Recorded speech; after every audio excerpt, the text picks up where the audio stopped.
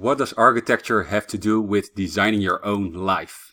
People often ask me how someone who studied both psychology and philosophy ends up in the field of enterprise architecture.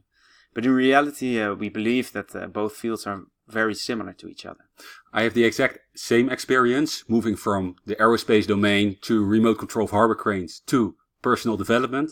There's always something you can learn looking at how it's already being done in a different domain.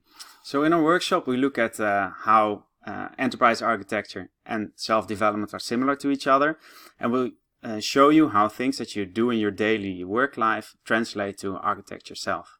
So in this collaboration, we mix the architecture expertise of Bvolve with the expertise of Prototype U, which is focused on developing people, and we will make sure that you will leave with a concrete user story for your upcoming increment to design your own life.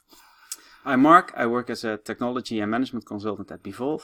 And I'm Wouter, founder of Prototype U, and I hope you dare to join us during our session, Architecture Self. Bye. Bye.